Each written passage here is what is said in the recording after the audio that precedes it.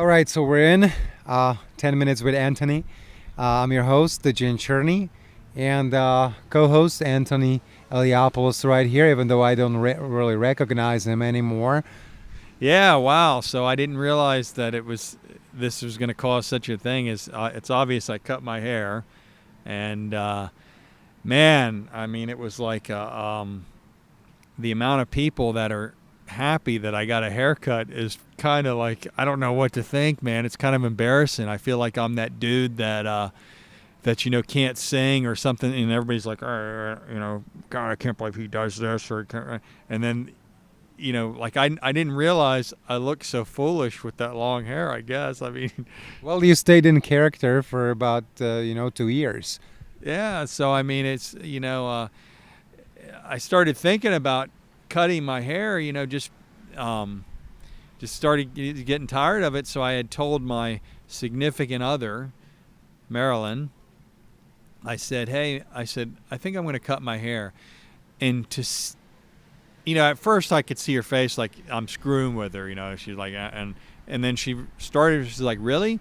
And then the way her face lit up, I mean, I could have said, look, I'm going to buy you a sewing machine, a diamond ring, new mops to mop the kitchen, whatever things like that. I mean, she's like, really? So next thing you know, all week, these fashion magazines and things are out and everything. What do you think about this haircut? What do you think about that haircut? And I'm like, man, she really wants. So okay, so we go, and we go to a place. The only place I know is a place that I would get. I saw them cutting hair when I used to get tans there before I was getting ready for competition.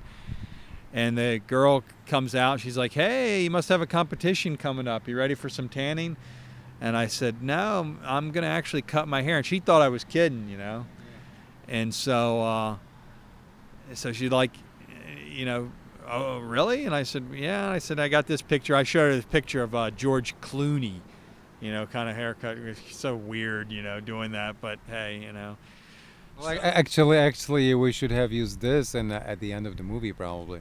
Yeah, I guess, yeah. But so she cuts my hair. Marilyn's very happy. She takes my picture, posts it on social media. Finally, he did it. And I start seeing the comments, thank God. This one girl I knew back in Orlando, praise God, she said, thank you. And I'm like, oh man, and I'm just slinking down and I'm like, geez, I'm that dude. I'm that guy that everybody talks about, God, did you see his hair? Or did you hear, the guy that keeps going to these singing auditions, even though he sounds like like a dying squirrel or something. I'm that dude, man. And I'm like, oh my gosh. And so many people, my sister, yes.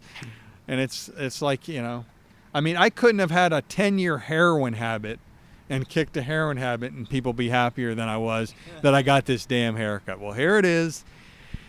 And, I'm getting focused. I guess I just want the hair looking neat. I don't want any kind of sideshow when I do the North America. Hey, look at the dude with the long hair or whatever. I just want to be judged on my physique, no sideshow, anything like that. So, but I'm happy. I feel good. I really thought I would regret it. Because in years past I've cut my hair and didn't have it as long as I had it here, and I've cut it, and I've always like, man, I regret it. But no, after the reaction I saw, I won't be growing my hair out, nor will I be regretting this at all. So, yeah, so here it is. I mean, this is, what I look like now. I mean, it'll be crazy tomorrow when I go to work and my boss sees it, because my boss has been asking me to get a haircut for all the time I've been here, and the customers and stuff that I deal with are going to be, so I'll be having to, get my mood ring on and be like, yeah, I cut my hair. Yeah. Well, you didn't get fired. No, not yet. Not yet. I mean for long hair, No, they can't do that stuff anymore.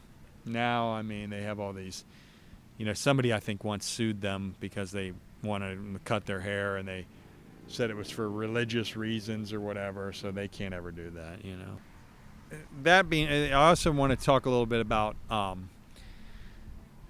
some of these, online coaching from, when not, it's different than being a trainer and a personal trainer in a gym or whatever. You have these guys that are kind of online coaches and can kind of look at it's usually more for competition, where you can look at somebody's pictures, and you kind of make adjustments. I've been with a guy in California that has done my diet for 10 years. We've been together for 10 years. And he's I don't ever give up his identity. He's a very private guy, very highly respected in the industry. And I'm pretty sure I'm one of the few people who'll ever do their diet. He's not interested in doing any preps for anybody. And he's always done mine. He didn't do mine last time when I competed because I wanted to do it as a vegetarian. I was coming off of vacation. I didn't have the greatest off season. I was coming off a vacation in Europe. So normally I usually have to get to a certain level before he'll even start assessing. It's not like, hey, let's go day one. I get to a certain level and then he'll say, hey, drop this, add this. So I got to a certain point here, and then I started invoking him again, which he's always very, does it for me. And I mean, like I said, for him to do this for somebody else, he would charge them probably thousands of dollars, because he doesn't want to hear the complaining, and that's another thing I'll get to. But anyway, I was pretty well. I took pictures last Saturday, and I was pretty well depleted. I took some harsh criticism on some social media bodybuilding boards for my conditioning and my, just this and that. So we talked, and he said, look, man, just no cardio this week, and change the diet, add some more. We added some carbs, and see how that, we'll just, just give me the update every day how you're feeling. And so it was okay, but I was still pretty depleted, pretty tired. And then I got sick like on Wednesday. Craziest thing, I can't remember. I think it was 5 years ago the last time I threw up, but I got really nauseous, and I think it had something to do with maybe a fiber supplement that I've been taking. I think it's kind of affecting my stomach, and I got really nauseous, man. And I threw up like throughout the night on Wednesday or Thursday night, and it didn't really help matters, as I was already kind of depleted. It didn't feel good. So I took some pictures on Friday and sent it to him. And so, I get done with work on Friday, and I'm heading to the gym. Didn't really, it was kind of late. I like to go to the gym late on Friday night. And he sends me a text as I'm getting in the gym parking lot. So it's about 9 o'clock at night. And he's like, dude, eat a pizza ASAP. Have a cheat meal. And, usually I like to kind of prepare for that, kind of like get all the food and think about, hey, 10 hours from now I get to eat this and everything. So it was kind of on the fly. So I couldn't really fit a pizza in my motorcycle. I'd worked out. I couldn't really, I looked for one at Publix that you could, but there was too big to fit in my motorcycle. So I got kind of like some stuff that was close to a pizza and a couple brownies and some candy. And he was like, don't eat till you get sick, but just, eat till you're full, And so I did, I followed instructions, I got up Saturday morning and took pictures. And if you saw the pictures, you see, I reacted like crazy to that junk cheat meal. I mean, I filled out, because he was like, man, he's like, I looked at your pictures and your body just looked so tired, and just, you look so worn out. And then bam, it's amazing what that'll do. And I know that seems kind of crazy. You have this junk cheat meal and that happens, and it's not for everybody. You have to you have to be in a depleted state to be able to do that. You can't just be a normal person walking around dieting. Hey, I've done good, I'm going to have a cheat meal. You're not going to do that way. Isn't that kind of what they do like right before the competition, so their muscles kind of fill up and they have that full? Yeah, I mean, you're depleted enough during that time, and then you cut water. The only thing you could possibly do to mess up your condition at that time is drink water with that, because, I mean, you're just going to fill up. But it makes a big difference, man. It just cleans out all your, replenishes your glycogen storage, and I mean, it looked, I feel kind of funny talking about my pictures like that, but they look, to me, in my mind, they looked way better than the week before, and all the stuff I had done that week. And so, and he was like, then, let's see how that goes, and so then we'll discuss a new plan for the week. So of course we've made adjustments now for this week, how we're going to do it here, here on out these last few weeks. But, that's a big thing, that ability to be able to see through pictures, and that's what I always say. It's really important to try to create the same state, if you're sending pictures to somebody that's evaluating you, you can't go out on the mangroves one day in a certain sunshine and then in a dungeon in your bathroom the next. What are we looking at? You have to be able to look at that. And and I see a lot of these competitors. I hate when, one of the reasons that, this guy's only pretty much trains me is because of my robotic way, and I don't really question anything.